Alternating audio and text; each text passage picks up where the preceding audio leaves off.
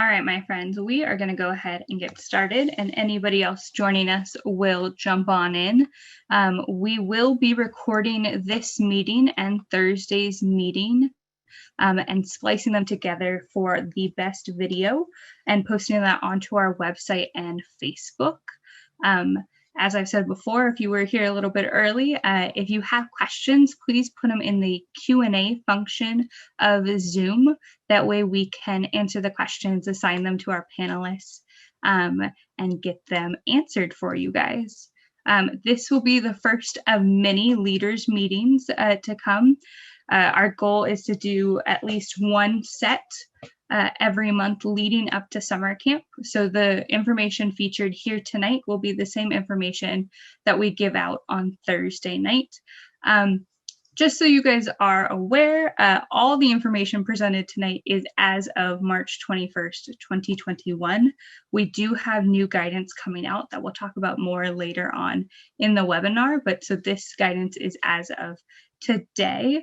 And as we get more guidance, we will update and give that information out to you guys at the webinar. All right, my friends.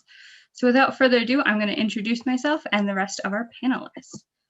So my name is Tori Harris. I have the privilege of being the camp director for Lost Valley. This will be my 12th summer up at Lost Valley. I am a homegrown scouter in Orange County and grew up at the Valley and was able to become the camp director just a few years ago. Hi, my name is Michael Umke. I'm the Director of Outdoor Adventures for the Orange County Council here in California. I provide leadership to the 4 properties here in Orange County, being Lost Valley, as well as Oso Lake, the Refund Ranch Outdoor Education Center, and the Newport Sea Base. This is my, it's like 19 years, I think, on camp staff. My name is Bijan. I will be serving as the Assistant Camp Director at Lost Valley this summer. This will be my 7th summer at Lost Valley. All right, very cool. So tonight we'll be going over a number of topics, but just so you can get a preview, we'll be covering COVID-19 guidance as we have right now, give you guys a preview of our 2021 program, talk about your campsite and camping, go over payment schedules, and then we'll open it up to Q&A.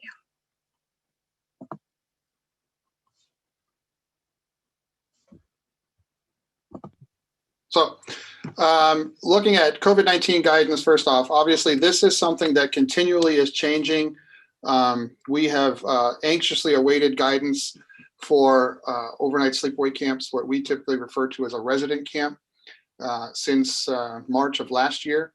The California Department of Public Health has finally announced that it is coming out here towards the end of March. And so once we get that, we'll be able to take that and lay it over the top of all of our plans.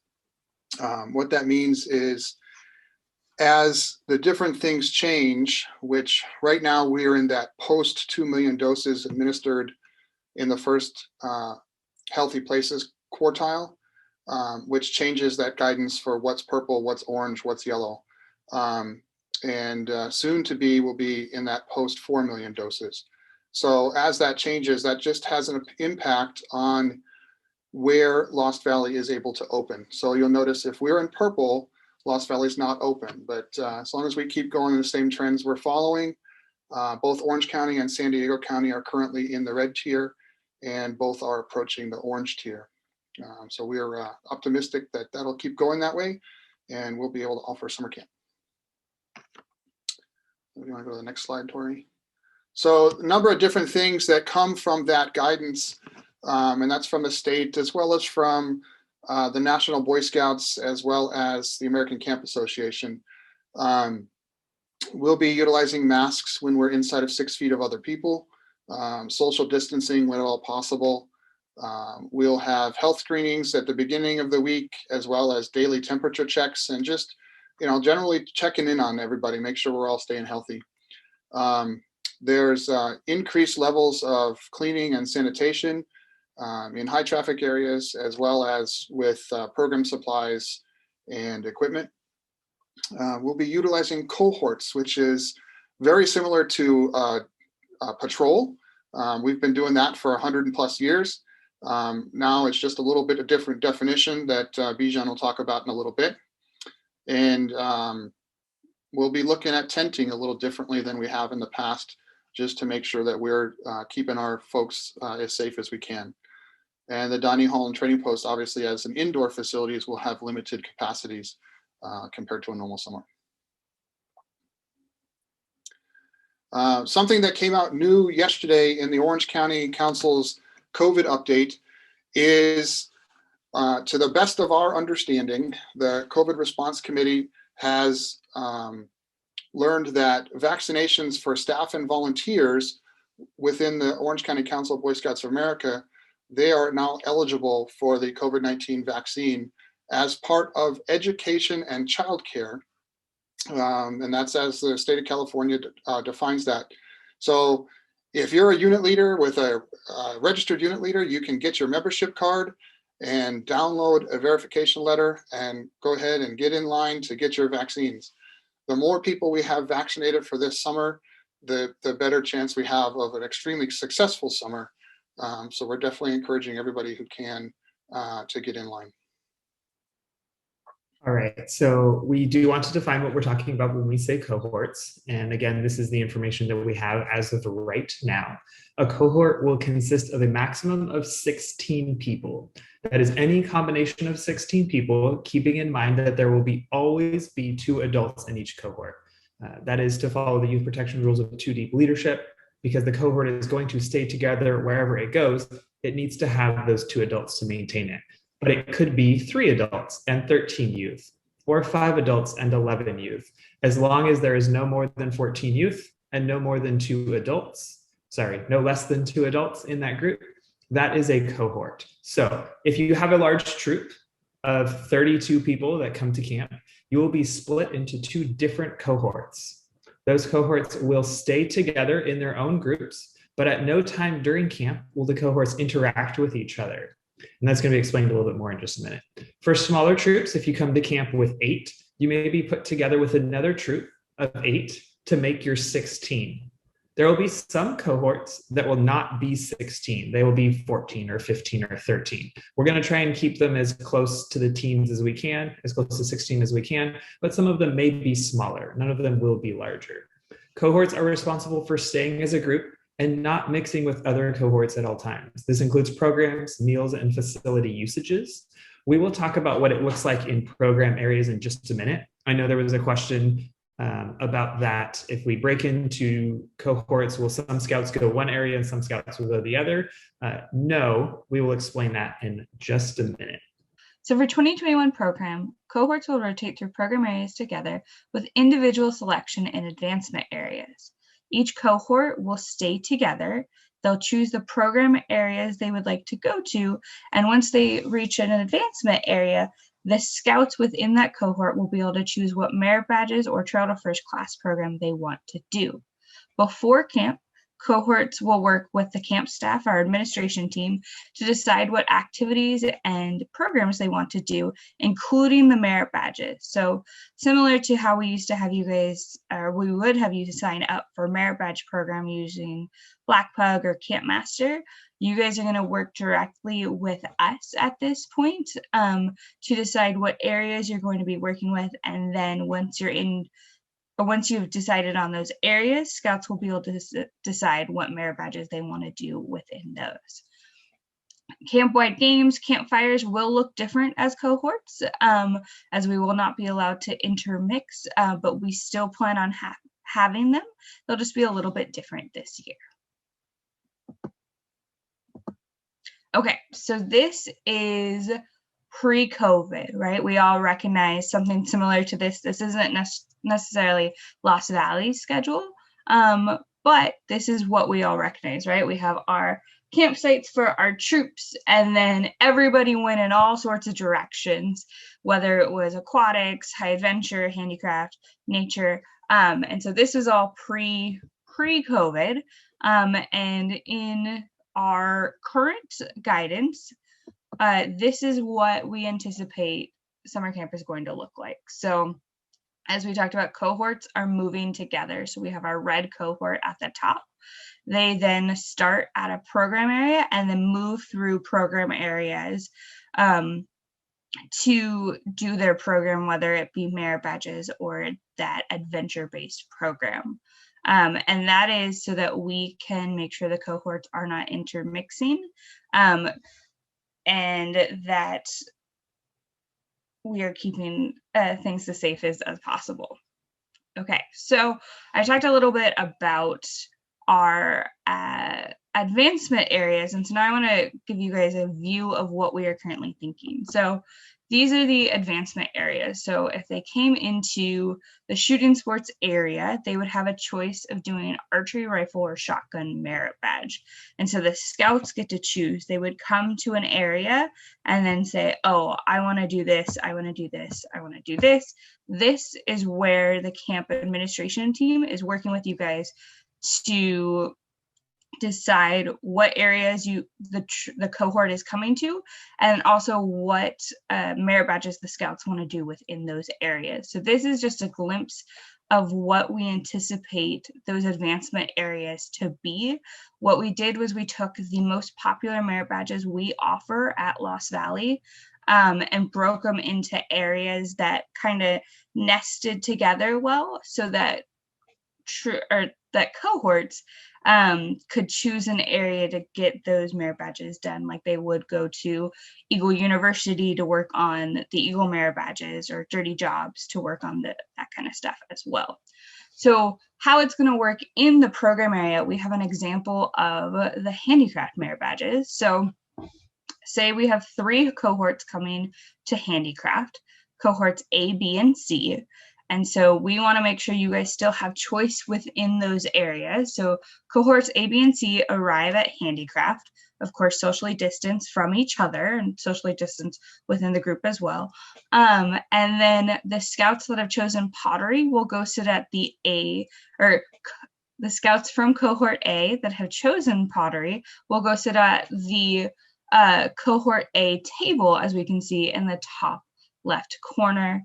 Same thing with B, same thing with C. So this way, this is how we are trying to give you guys as much as we can choice in what the scouts are doing while still keeping the cohorts together.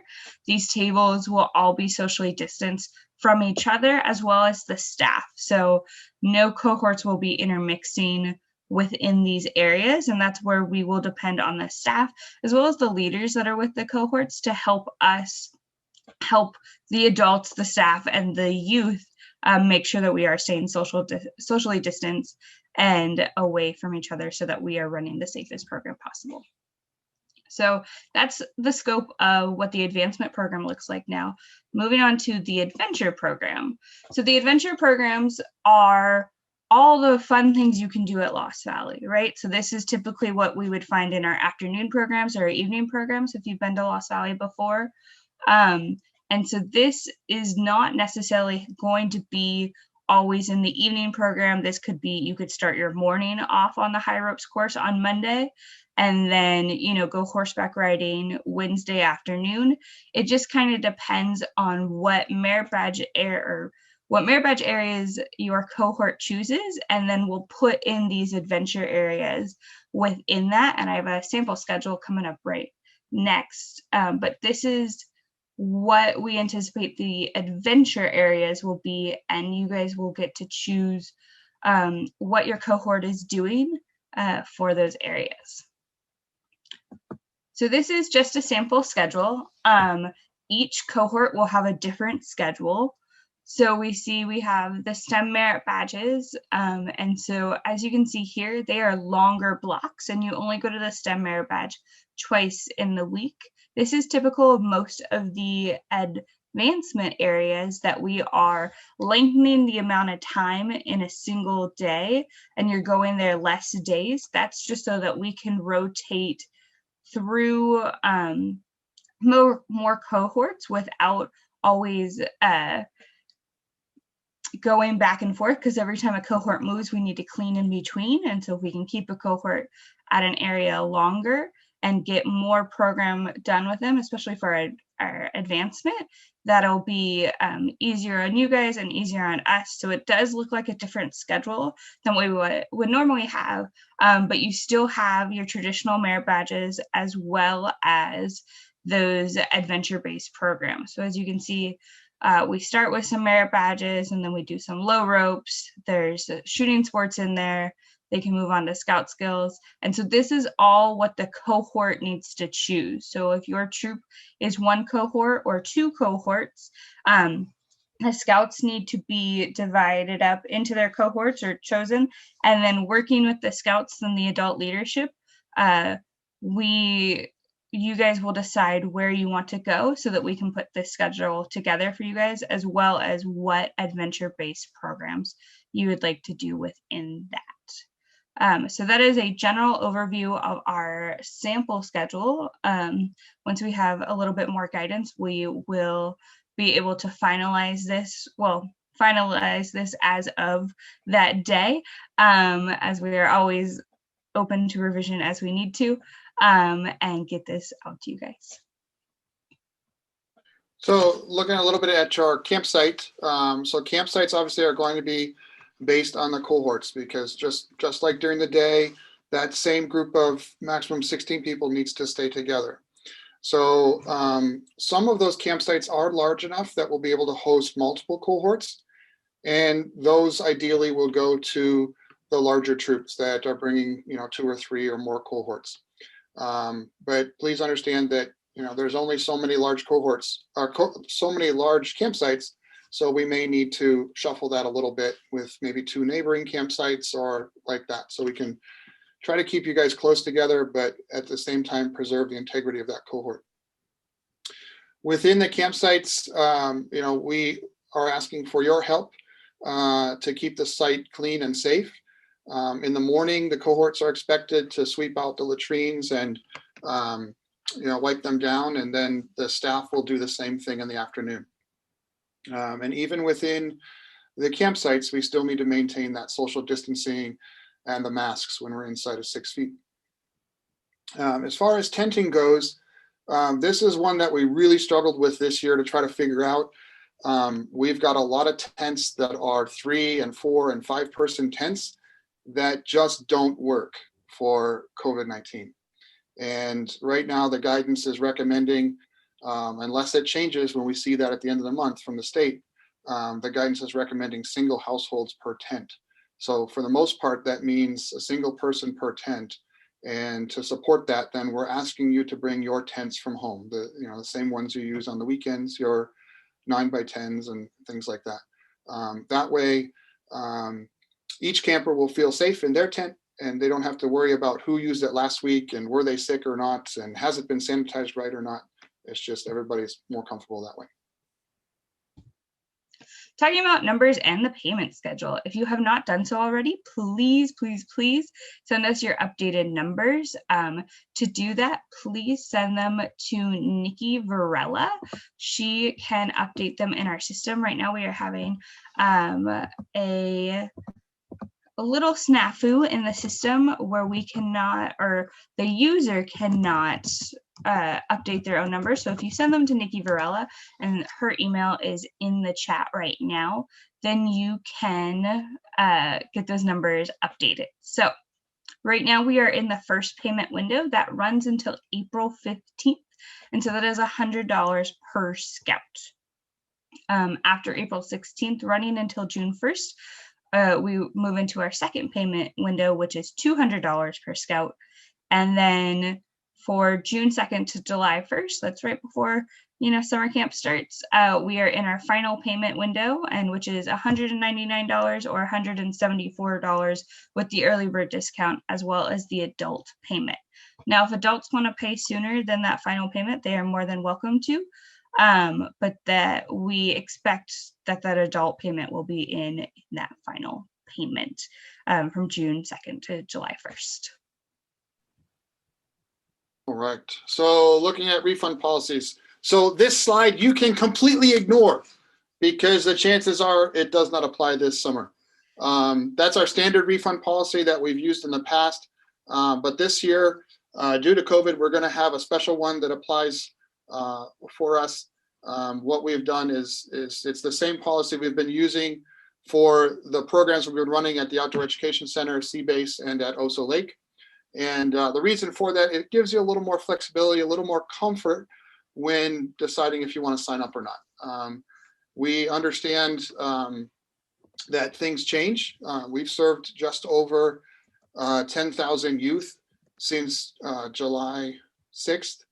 And we've experienced all kinds of things with cancellations at the last minute, spikes in COVID that kind of scares people off. And we want to make sure that we're as flexible as we can to support your unit in that.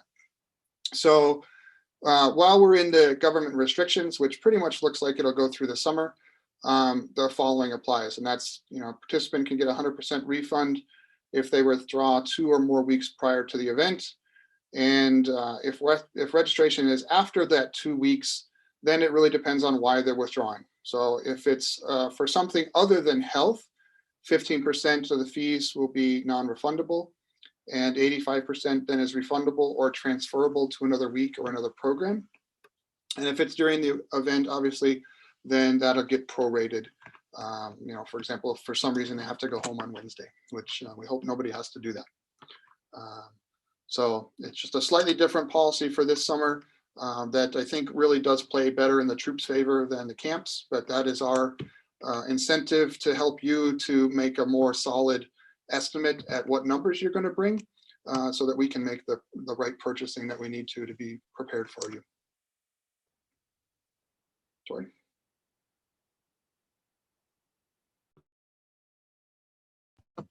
Okay, so before we open up our Q&A, we do want to go over the topics for our next meetings. And so if anything had to do with them, we might defer or answer what we know based on our current guidance. So every meeting, we will always be doing an update on COVID guidance as we have them. Our next meeting, we will be talking about food service. And then later on, we'll be talking about the menu. We'll also be covering check-in. And then as always, 2021 program updates and what that means for program registration, as well as what that means for adults. So that training and program that we usually offer. We'll be covering emergency procedures and evening program. And as with every meeting we're having, we'll do Q&A. So we are to that part of the night. We're going to start going through our Q&A and see what we have not answered and see what we can do or answer right now. So while we are going through our questions, if you guys have any things you would like to see in the trading post this summer, whether that be belts like we've already had a request for, or hoodies versus zip-up jackets, hats, wallets, anything like that, please go ahead and put that in the chat while we go through the questions in the Q&A. And if you have more questions, please put them in the Q&A and we will do our best to answer them. So Tori, we want to start running through these questions? Yep. All right, so first question, are you going to have a Trail to First Class program? Yes, so we will be doing a Trail to First Class program. It's going to look a little bit different than we normally would. Instead of being broken up by rank, we're going to cover more of the topic. So we'll do outdoor skills, knots and lashings, first aid, all within that Trail to First Class program. So they can choose what they want to focus on and what the focus will be for that class. So closer to a merit badge program within that. I think we answered Paul's question. If your troop is large, you'll break it into cohorts. If it is within that 16-person limit, you guys will stay together. And that's really where working with the administrative team is going to come into play, and making sure that we get you guys in on the tracks to get the merit badges that you guys want to see. So cohorts will be assigned by troops and the scouts we see. That's why it's very important to put in your numbers as soon as you can so that we know, okay, great, troop, I'll say 606, for example, has 29 people coming, okay, we know that's going to be 2 cohorts. So as soon as we get those updated numbers, we're going to start assigning cohorts, and that'll help us start forming your guys' program. All right, the zip line will be open this summer. Will there be polar bear, tenderfoot run, astronomy night, trail ride dinner, or special patch options? So we are looking into the special programs. My goal is we will be doing those polar bear options. It might look different and be by your cohort or within a couple cohorts. We can still make sure that separation is happening. And that could also be part of our custom programming in the hour blocks within your week as well. Astronomy night you need to do at night, but the tenderfoot run could be a part of something that your cohort does during the week if that's what you would like to do. For trail rides, we are still looking at the horse program and how that fits in to the program and what the guidance is going to be with food service outside of the kitchen. So that'll depend on the guidance we get. So Tori, there's one I'd like to answer. Yeah. So Dan Moran asked about, since the questions jump around a little bit, sorry. Since we're bringing our own tents, wouldn't we be getting a $25 discount per scout per week? It is a great question, and I would love to be able to extend even more discounts than we have already. The challenge with that is that while we are not providing tents, there's an awful lot of other things that we do have to do this year that are above and beyond what we'd normally do. The investment in personal protective equipment, hand sanitizer, extra staff to deal with the smaller group size than we normally would. All those things kind of factor into those costs. So we were able to keep the fee at the normal increase that we would have seen from last year to this year, but we're not able to offer further discounts beyond that. Is there a list available of merit badges? So Edward, we will be putting that out. Our goal, so you can see it in this recording, and then the goal is to have the official list as of the April 1st guidance out the Wednesday after, so that'll be April 7th. And that way we can make sure we go through the list we have currently right now and the sketch we have, and make sure it fits the guidance that we currently have and make changes before we send out an official list of merit badges. And within those merit badges, we'll have where they are located and any prerequisites they have as well. So there's a number of questions regarding the cohorts that are out there still. So I'm going to try to cover a few of these together. The cohort is a challenge in some regards that we've not had to deal with before, because normally within a scout camp, we're able to share our leaders around. We might bring 30 kids and 3 adults, and the leaders can go different places today than they do tomorrow based on what the kids are doing. This summer, we are really going to be in that position where that cohort that has at least 2 adults and up to 14 youth, they need to stay together the whole week. So we're not going to have the ability for adults to jump from one cohort to the other or to really support them. And that's the reason why we are asking for a minimum of 2 adults for each of those cohorts. There may be some chances where you get into a challenge where you end up, I have 16 kids and 2 adults. What do I do with my extra 2 kids? And those are some things we're going to work through with you. We may not have the answer right now, but by the time summer comes around, we will. It might mean partnering some of your kids and maybe 1 adult with another unit, so that 2 small groups get partnered together so that they still maintain the right youth protection guidelines. But it's going to be a science experiment in, well, what do I keep hearing? We're building the plane while we're flying it. So we're going to work with you to make sure that we cover the youth protection, but that also you don't have to send any kids home, or if you've got challenges getting extra leaders, we'll try to figure that out. I think Tori covered the assigning cohorts. We're still working through exactly how to break those out. A lot of the areas will have programs for both younger kids and older kids. So You don't necessarily have to do it by age, but that is one way you could do it. You put your younger scouts in one group and your older scouts in another. That might help when you're starting to choose some of the programs that will be by cohort selection rather than being assigned to them. Oh, there's a question if a scout doesn't like a merit badge assigned to the cohorts. So the way that's working is the cohort's not assigned to a merit badge. The cohort will be assigned to a program area. And then within that program area, they'll have an opportunity to select from 3 or 4 different options. And that was when we had, thanks for scrolling back, where we had this, where cohort A is going to send maybe 2 kids to pottery, 4 kids to leatherwork, and 6 kids to game design, right? And they'll be at separate tables away from cohorts B and C, but would be sharing that staff member who's maintaining his distance or her distance. So there's a question, if it would be a valid assumption that if we were to get to the yellow tier by July, would the camp be able to provide tents? At this point, we're fairly confident, unless the guidance comes out extremely different than we expect, that even in yellow, the guidance will be the same. That's what they've done with day camp, is that the guidance is the same, whether it's purple or all the way down to yellow. For resident camp, we expect it'll be the same between red, orange, and yellow.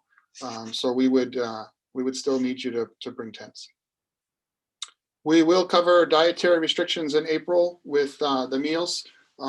We've got our chef from the Outdoor Education Center who's been working on that, and she's got a very good menu drafted up. And right now she's working with our food vendor to make sure that those items are available. That whole food industry right now has been ripped apart in 17 different ways, and they're trying to rebuild it as we're shifting from most of the food being bought in grocery stores back into the commercial industry. So we'll be able to talk about those questions in the next meetings. All right, I'm going to knock off a number of questions here. So there's a question from Diane Lane. That's a great question. It goes to my heart because I have a daughter in the program and she has a linked troop. So can girls and boys from linked troops camp together and be in cohorts together? Within a unit level program, that answer is that they have to be separate. However, at a council program, it is possible to merge them together.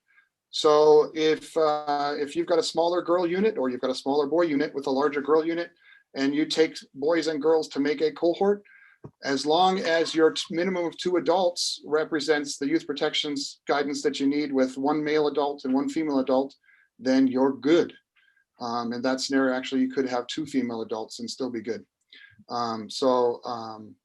You could mix those together if you want to.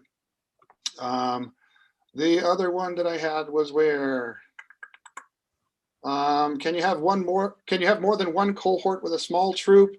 And the other one is, who sets the cohort rules? If we have 20, can't we make that just 1 cohort? So the cohort size and that guidance is actually provided by the state. And that was something they published back in September. And it is valid for all youth programs. That's whether they're at school, they're at after school science camp, or they're at scout camp. And that's the things we've been living with since July of last year. We were doing groups of 10 kids last summer, and now we're up to 14, which gives us a little more flexibility. But 14 kids is the maximum, and we cannot change that. So I saw a question for adult training. So that's something we're going to cover in one of our future meetings as we get more guidance and see how we can add that separation or make that a part of our model. We'll let you guys know. That's one of our goals, to talk about that either in the next meeting or the following and give that guidance to you guys. Somebody asked if. Go ahead, Bijan. Sorry, go ahead, Michael. Okay, I'll go. Mine's quick. Somebody asked if siblings are allowed to share tents. At this time, the answer is yes, single family tenting is okay. Another question on, will counselors be vaccinated? I cannot give you a definitive answer on that, because the recommendation from every lawyer that anybody's ever talked to is you can't require it. Because it's a, what do they call it, provisional guidance approved vaccine. But we are strongly encouraging all of our staff to do that. We are also looking at if a staff member doesn't get vaccinated, then they will most likely have to do weekly COVID testing. So I went and got my vaccine because I'm done with tests. I'm not doing it again. And we're going to encourage everybody to do that can. Question about tenting and what's the size of the tent-based slab. There's really no tent-based size there. It's most of the campsites are either grassy sites or I don't want to call them grassy. They're not all grassy sites. Some are grassy and some are just, out in the woods. And you have a lot of flexibility with your size of tent you can work with.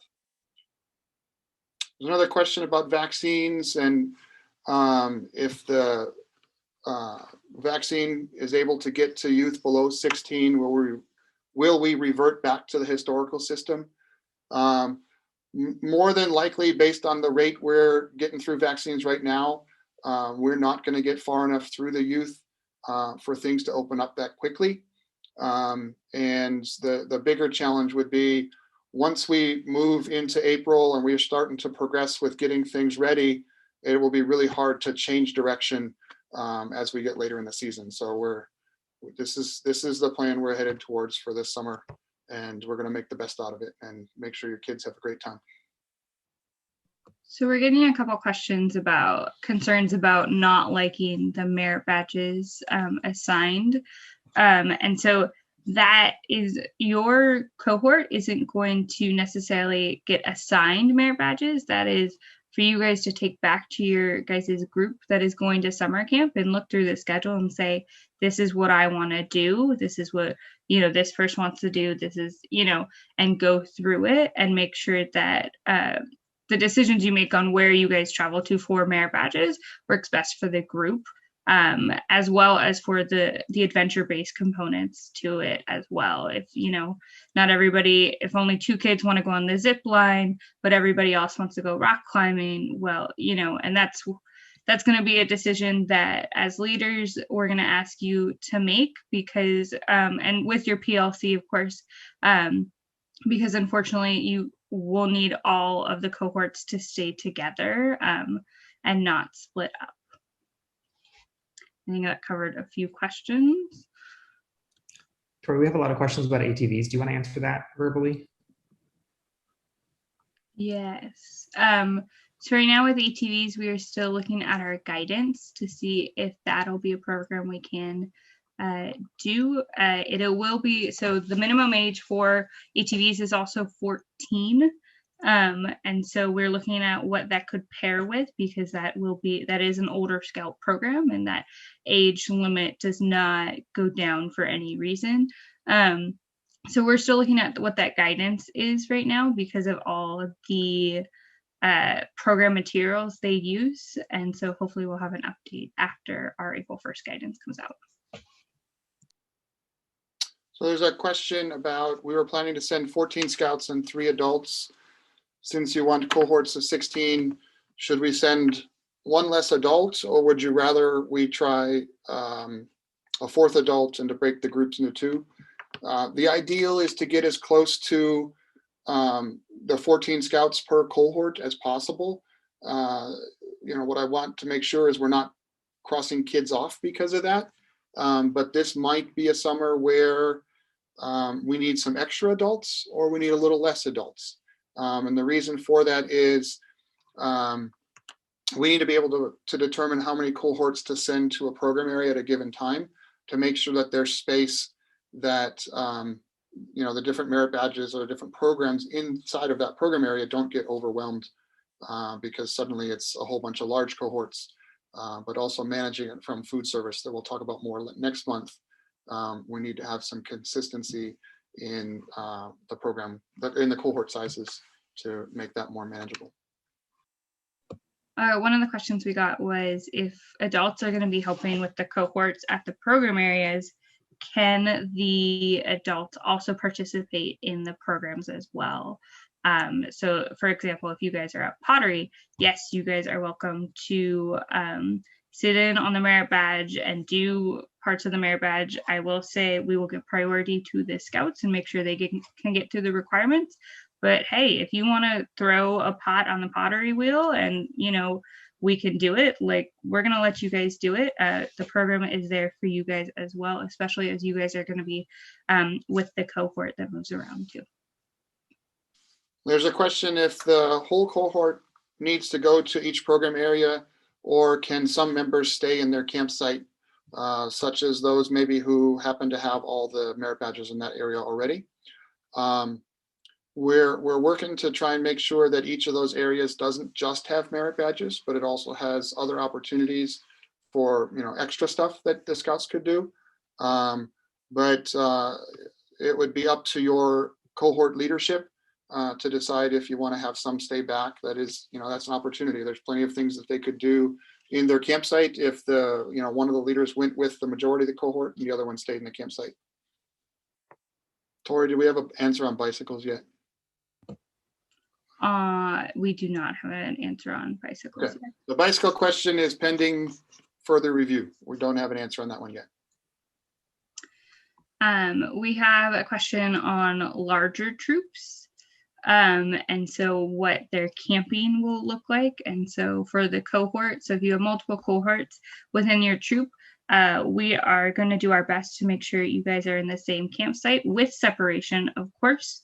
And if we can't do that, then we'll put you guys in neighboring campsites. We won't put 606A and 606B across the camp. We will have you guys near each other, if not in the same campsite, if we can accommodate them.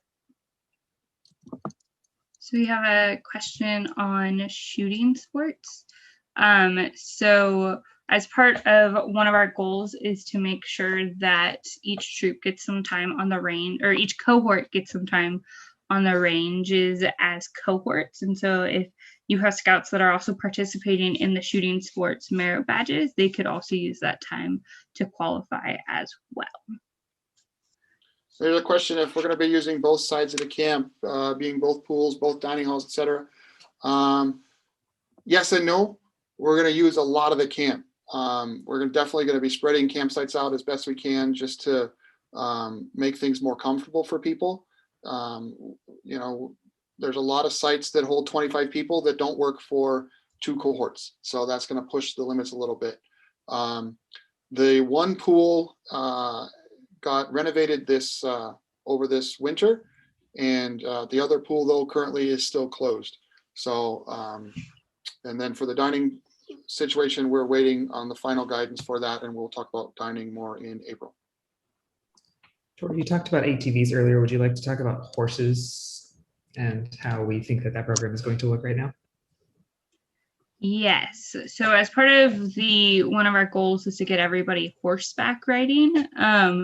So as of right now, we are not anticipating offering the horsemanship merit badge, so that instead of offering horsemanship merit badge to a small group of people, instead we are allowing the cohorts, all of the cohorts, to ride the horses. And so there'll be an instructional period where you go over basic horse maintenance, is not the right word, but learning about horses, saddles, and all that kind of stuff. And then there will be a trail ride component of that as well. So it'll be a more condensed version of the merit badge that everybody will be able to participate in, including so scouts and adults. So that is just part of your program. And with that, because we anticipate a larger amount of cohorts, as of right now, we don't anticipate offering the horsemanship merit badge. We had a question about cohorts again. We know that this is a confusing topic, so I'm happy to explain it as many times as it takes for it to make more sense to you. Cohorts are basically patrols. Michael said earlier, we have been doing the patrol method for a very long time, but the difference now is your patrol, which we're calling a cohort, is one unit that stays together at all times during camp. So your cohort will be in the same campsite, all of the members. They will travel to your program area that you're going to together. They will eat together and do all of their activities together. This is so that your cohort does not come in contact with another person's cohort. That's to help with contact tracing. It's to help keep people safe. It is not our rule at this time. It is coming down from the state. The number comes down from the state. So right now we are a maximum of 16 people per cohort with a minimum of 2 adults at all times. How the adults are going to be staffed is a different question that we're working on answers for, and we'll continue to answer at our next meeting. But there will always be at least 2 adults in that group.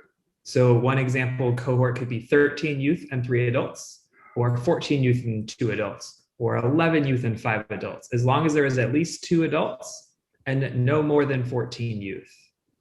Hopefully that answers your question. If you have a specific question, I put a link in the chat that you can ask, or you're welcome to ask it in Q&A.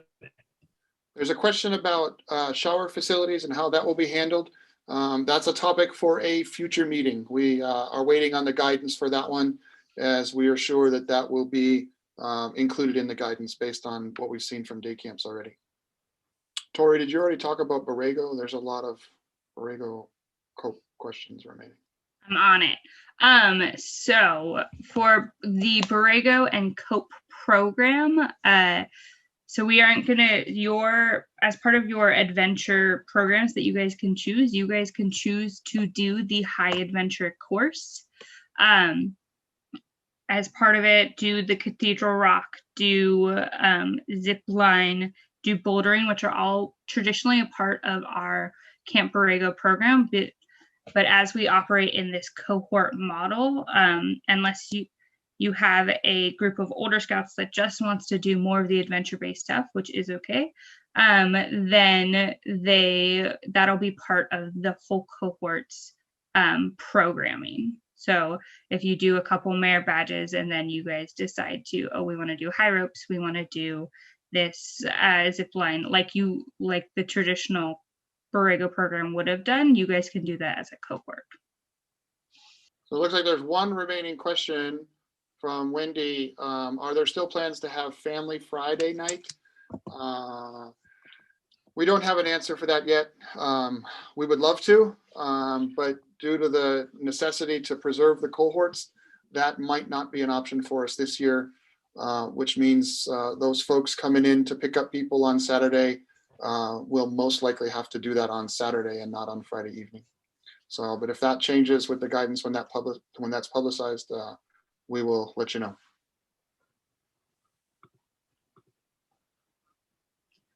Okay, as of right now, we have answered all the questions. If you guys still have questions, go ahead and put them in the chat. I do want to go to the next slide. So we do have our next meetings for April. We're going to do a Sunday and Thursday format once again. So our next meeting with new topics will be April 25th. And the other meeting will be Thursday, April 29th. If you guys cover up one of the QR codes, that QR code will take you straight to the registration link, as well as we will send an email with the registration links again. And then if you guys want to join in on our Thursday night meeting, if you want to take in the topics again on Thursday, you guys are more than welcome to register and come back and join our March meeting. If not, then we will be posting a recording of the March meeting on our Facebook page and SSRLV.org page. There is a tab under summer camp that's labeled Down the Hill Meetings, and that's where you'll find the video links, as well as we will be creating an FAQ for you guys with the frequently asked questions that you guys can find there as well.